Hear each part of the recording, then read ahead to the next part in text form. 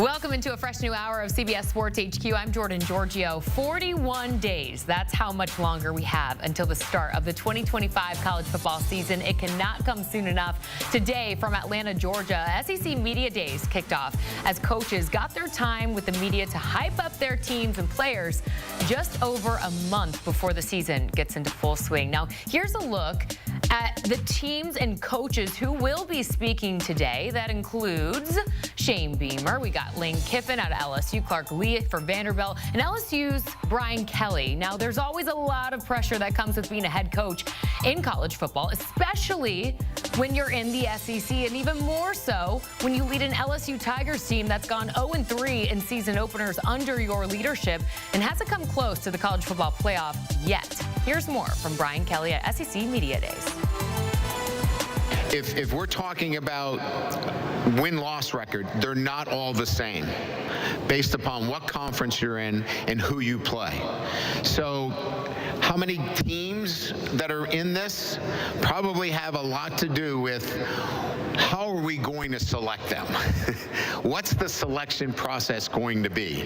And I think at the end of the day, that selection process will probably be having the end in mind first. And that will then generate the answers to the other questions in terms of how many teams and what's your conference schedule look like in terms of how many you play. When you're comparing him to Jaden Daniels and Joe Burrow, that's a high bar for anybody, right?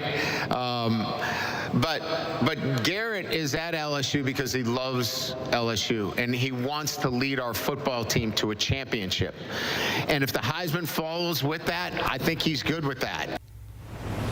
Well, we have boots on the ground in the ATL as Damien Harris and Josh Pate join us live from SEC Media Days. Gentlemen, great to see you. Let's go ahead and begin with Brian Kelly, who we just heard from at the podium. This season, the Tigers have gone all in, really to make a run at not just the playoff, but a national championship. And really in doing so, the pressure has turned up on Kelly to deliver. But is it fair, Pate, to put Brian Kelly on the hot seat heading into this season? I mean, I guess anything's fair when you get paid what these guys get paid. I don't think it's necessarily wise. But at the same time, like Damien, he's a guy, and there are several of them in the sport this year, not just the SEC, where I'd look at him and I'd say, I wouldn't classify him as being on the hot seat, however you determine that. However, he could quickly go from like the fringes of not being on it to like out the door in the span of 1 year. Now, that 1 year may be a disaster like the FSU last year, so I mean, no one's immune to that. But I think about the expectation level at LSU. I've never thought it's unfair.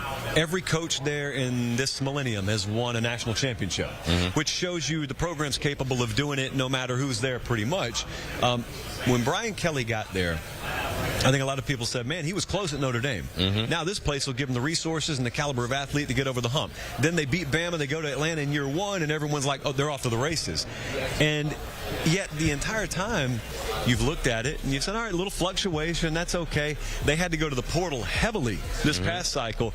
They are one of several teams that they may win this year, they may fall flat. They're going to do it with portal guys. And it's kind of Garret Nussmeier is the backbone, but otherwise some new faces that it's not optional. They've got to come through. And if they don't, then look, he's multiple years in. Yes, it's absolutely fair to put that kind of pressure on him. And the weird thing about that is LSU is a program where the players are immersed in the culture. I mean, they get a lot of guys from the state of Louisiana, surrounding states. So to your point, it is going to be a new regime. It's going to be a collection of transfer guys who haven't really been a part of that Louisiana culture, which is tied in so much with these fans. So that is going to be a big thing. My thing with Brian Kelly is, and I'm going to be quite frank, this is a production-based business. And you alluded to it. The expectations at Louisiana State University are always going to be at a premium. They're always going to be up there with the Alabamas, the Floridas, the teams that have had that type of notoriety throughout the history of their program. And even looking at Brian Kelly specifically, he's had his most success by year 3 at the majority of the programs that he's been at. And then year 3 at LSU, to me, was the most disappointing year because you had the talent, you had the quarterback, you had the receivers. Defensively, not as great, but you had the tools and the resources, and they got almost to the the doorstep, but just not quite. Regardless of why that may be, regardless of those circumstances, it's about production. And Brian Kelly has not gotten LSU to where LSU wants to be and where they need to be to maintain this status of being one of the premier programs in college football. Yeah, I think you nailed it right there, Damien. Production-based business in year 4 under Brian Kelly. In second season now with quarterback Garret Nussmeier. He enters this season among the favorites to win the Heisman. What do you want to see from him in year 2, Damien? Well, I want to see Garret Nussmeier take away some of those plays that we look at each other and be like, this isn't the same guy that's going to potentially headline the next great quarterback class this following season or after this season. He's a great player. He can throw the ball on time. He can get the ball to his playmakers. But then all of a sudden, when they're in a really close game, then he just makes a mistake, and we're all putting our hands on our head like, kid, you are so much better than this. Like, where is this boneheaded mistake coming from? Now, we talked about this a little bit off camera, and a lot of this might be too much pressure on Garret Nussmeier because they lean away from the run game so often, and they try to get Garret Nussmeier to throw the ball 45, 50 times a game. So maybe when you put that much pressure on a kid to make the right decision that many times, whenever you give him the reins to just spread the ball out, he's going to have those characteristic mistakes. I think if you lean on the run game a little bit more, I touched on Cade Durham earlier, a phenomenal back going into year 2. If you can lean on him, make the offense more two-dimensional and take some of that pressure off Garret Nussmeier, then maybe you just get the highs without the lows. I think a lot of times in college football, when you have a multi-year starter returning, they're doing it with Aller, they're doing it with Nussmeier this year. People just expect this 20% improvement just because they're coming back. And a lot of times I think it's unfair and a little bit detrimental. I look at Garret Nussmeier, I think I know who he is. I think he's a good, solid player, not transcendent, not elite, not, future Hall of Famer. Maybe he proves me wrong on that. Point being, you can win with him if you surround him with the proper organizational infrastructure and the proper personnel. They've got good players down there. You just touched on it, okay? If you tell me LSU is going to be in the 100s rushing the ball again this year, they will fall short. Yes. So they've got to improve there fairly significantly. And then the other part is, do we continue to see that defensive production do that?